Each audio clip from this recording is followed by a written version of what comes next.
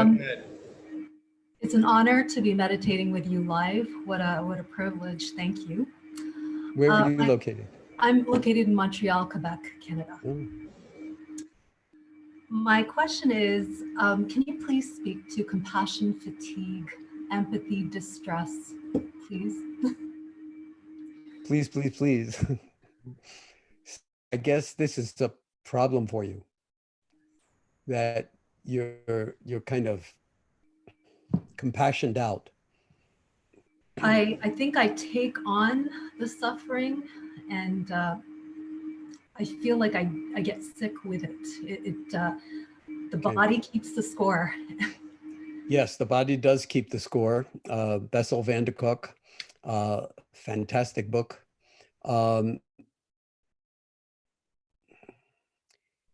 It turns out compassion fatigue is a misnomer.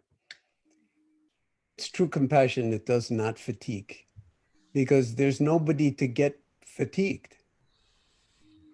It's like we can't have awareness fatigue, because this is like space. It holds every, but you can have empathy fatigue.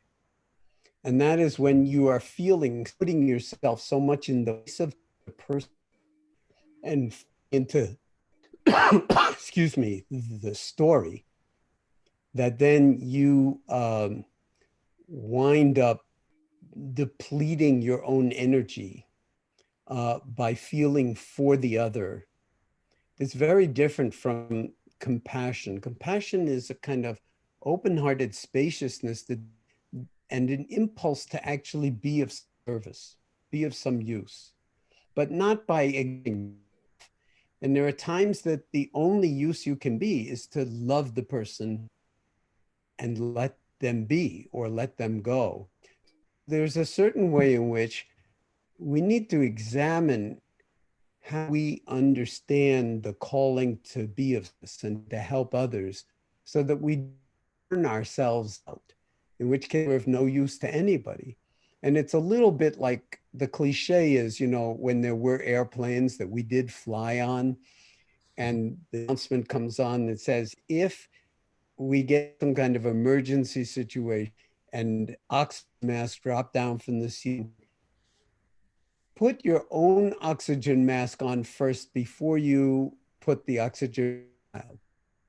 And everyone's, well, that's crazy. I need to put the oxygen mask on child first. But no, you have to make sure that you have enough energy so that you can actually function with a clear mind and a clear heart. I don't make it sound like a totally simple thing, because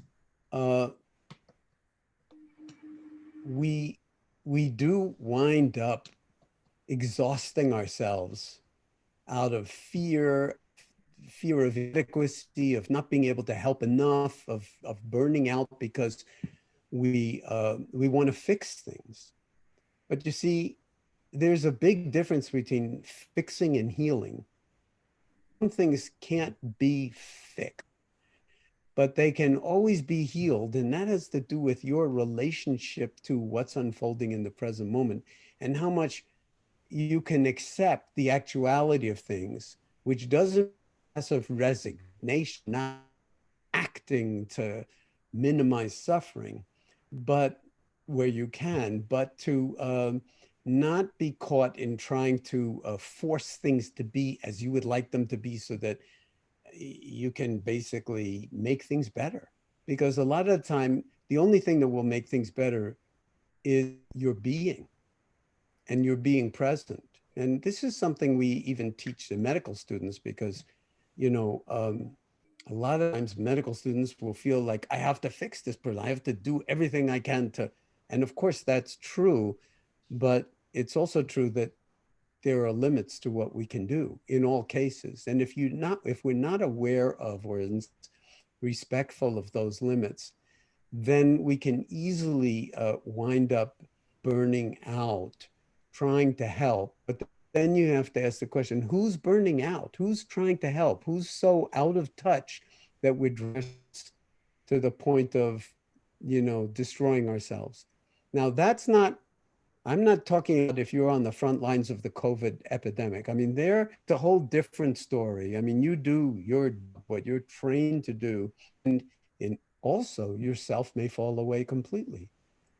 And you don't actually get careless of like, am I going to risk my own life? There's a certain point in which even falls away and you just act uh, and let things take themselves.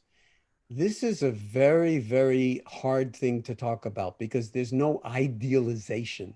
There's no model you can really follow. The only thing you can do is be true to yourself and respectful of all of your feelings and intuitions, and then act to whatever degree you can, but be aware that the world will not be will not benefit from you if you are no longer capable of helping yourself, never mind anybody else. So it's a practice. It's a mindfulness practice. It's a heartfulness practice. It's a compassion practice. And compassion is deeply connected to equanimity. And when you cultivate equanimity and clarity, then you can modulate your energy with wisdom. And if we all learned to do that, we would be helping each other constantly by our very being and assisting where possible people who were suffering much more than we were at any particular moment. And I hope that that is the direction in which humanity is going, because there is so much suffering on this planet. And if we just think about it, then of course we'll get hugely depressed and become paralyzed by the enormity of it all and the sense of the impossibility of making it better. And that's the difference between fixing and healing, or between curing and healing. And we need to go with the healing, which is to recognize things as they are and then act from that recognition. Coming to terms, I often put it, we have to come to terms, be at peace in a certain way in our hearts and our deepest understanding with things as they are. And then you ask, and now, how can I help?